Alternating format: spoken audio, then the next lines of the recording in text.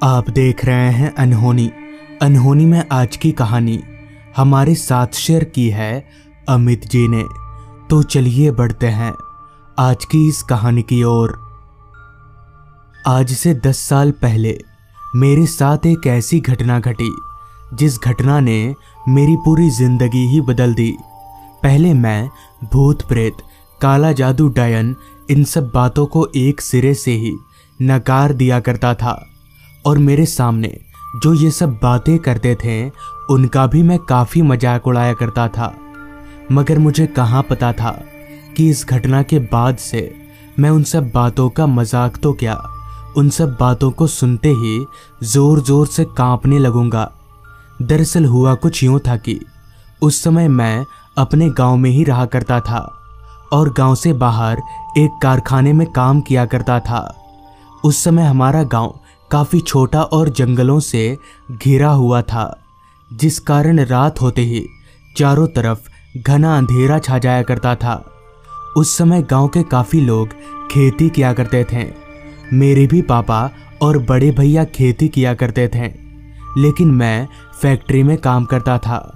मेरे घर से फैक्ट्री काफ़ी दूर था, जिस कारण मुझे आने जाने में काफ़ी परेशानियों का सामना भी करना पड़ता था।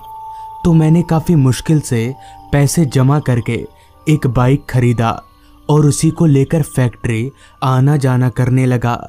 मैंने काफ़ी मेहनत करके उस बाइक को लिया था। तो बाइक खरीदने के बाद मैं काफ़ी खुश था। कारखाने में मेरी ड्यूटी सुबह के 11 बजे से रात के 9 बजे तक की होती थी। पहले घर से आने जाने में 1 घंटे का समय लगता था, मगर बाइक आ जाने के बाद वो 1 घंटा 20 मिनट में बदल गया। मतलब कि अब मुझे फैक्ट्री से घर आने जाने में 1 घंटे की जगह 20 मिनट ही लगते थे। तो इससे मेरा समय काफ़ी बच जाया करता था। खैर, एक बार फैक्ट्री में काफ़ी काम होने की वजह से मेरी छुट्टी 1 घंटे लेट हुई। फैक्ट्री से बाहर निकलते ही मैंने जब अपनी घड़ी में वक्त देखा तो वक्त हो रहा था रात के 10 बजे का, जिस कारण बाहर का माहौल एक वीरान सा हो गया था। खैर, मैं वहाँ खड़े खड़े और समय जाया ना करके अपनी बाइक पर बैठा और घर की तरफ आगे बढ़ने लगा। रास्ता पूरी तरह से अंधेरे में डूब चुका था, वो भी इतना घना अंधेरा कि मेरी बाइक की हेडलाइट उस अंधेरे के आगे काफ़ी कम पड़ रही थी। ऊपर से काफ़ी ठंड का मौसम होने के कारण चारों तरफ घना कोहरा छाया हुआ था, जिस कारण मुझे जितना भी दिख रहा था वो धुंधला धुंधला। साथ ही साथ सन्नाटे ने तो पूरे माहौल में इस कदर अपना डेरा जमाया हुआ था कि बीच बीच में आ रही झींगुरों की आवाज़ें उस माहौल को और भी ज़्यादा वीरान बना रही थी। मेरे फैक्ट्री से घर जाते वक्त एक छोटा सा जंगल पड़ता है। उस जंगल वाले रास्ते पर लोग रात तो दूर दिन के वक्त भी आने से कतराते हैं।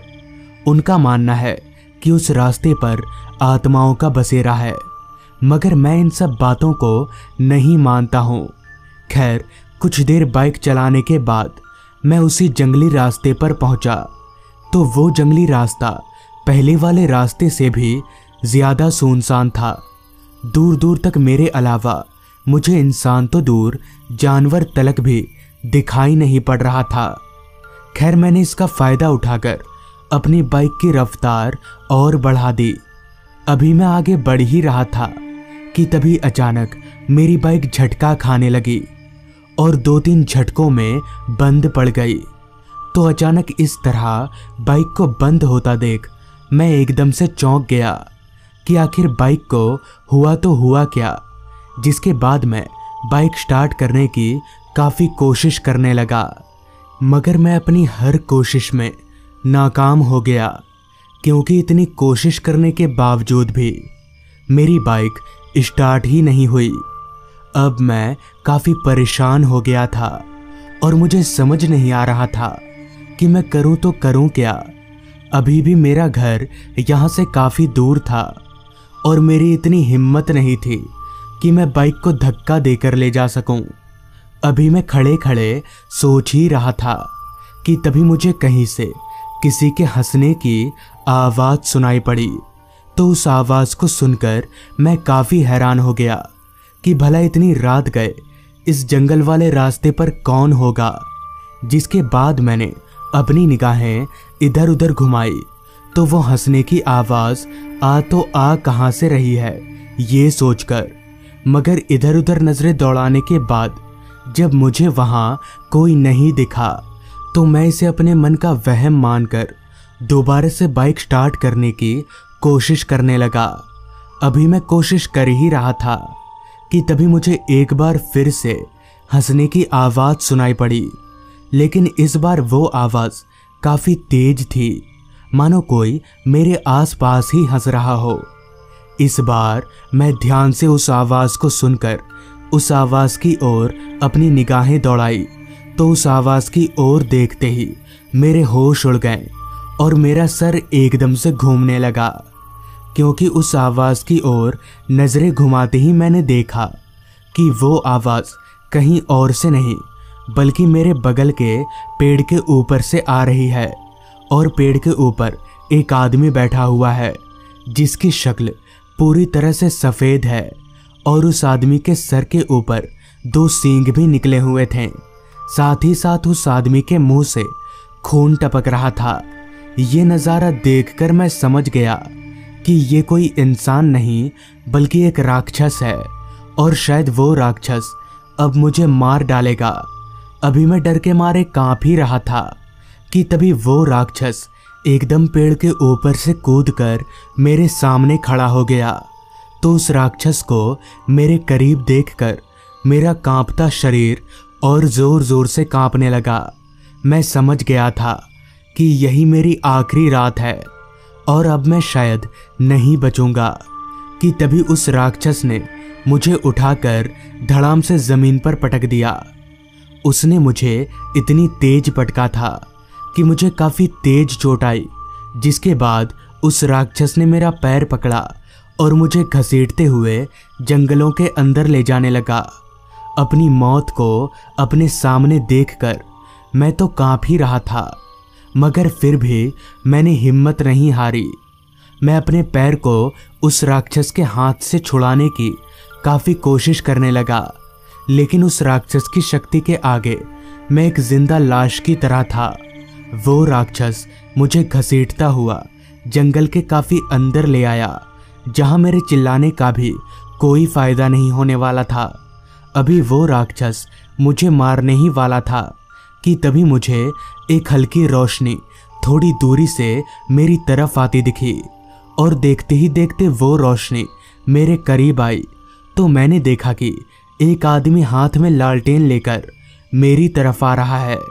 तो उस आदमी के आते ही वो राक्षस मुझे वहीं छोड़कर जंगलों के अंदर भाग गया, जिसके बाद उस आदमी ने मुझे सहारा देकर उठाया। फिर मैंने अपनी पूरी आपबीती उस आदमी को बताई तो वो आदमी मेरे साथ चलकर मेरी बाइक के पास आया और मेरी बाइक को स्टार्ट करने की कोशिश करने लगा। तो उस आदमी के एक बार कोशिश करने पर ही मेरी बाइक स्टार्ट हो गई। तो इसके बाद मैं काफ़ी हैरान हुआ कि आखिर इतनी देर से बंद पड़ी मेरी बाइक इस आदमी के एक बार कोशिश करने पर ही कैसे स्टार्ट हो गई, और आखिर ये आदमी है कौन जिसे देखकर वो राक्षस एकदम से भाग गया। अभी मैं ये सवाल उस आदमी से पूछने जा ही रहा था कि तभी मेरी नज़र उस आदमी के पैरों पर गई। तो उस आदमी के पैरों को देखकर एक बार फिर से मेरा पूरा शरीर कांपने लगा, क्योंकि उस आदमी के पैर उल्टे थे, यानी कि वो आदमी भी एक भूत था। जिसके बाद मैं फटाफट से बाइक पर बैठा और बाइक भगाता हुआ अपने घर पहुंच गया। तो दोस्तों, ये थी आज की कहानी। अगर आपको ये कहानी अच्छी लगी हो तो चैनल को ज़रूर सब्सक्राइब कर लें। तो मैं आपका दोस्त आर्यन जल्द ही मिलूँगा आपसे ऐसी ही एक कहानी के साथ।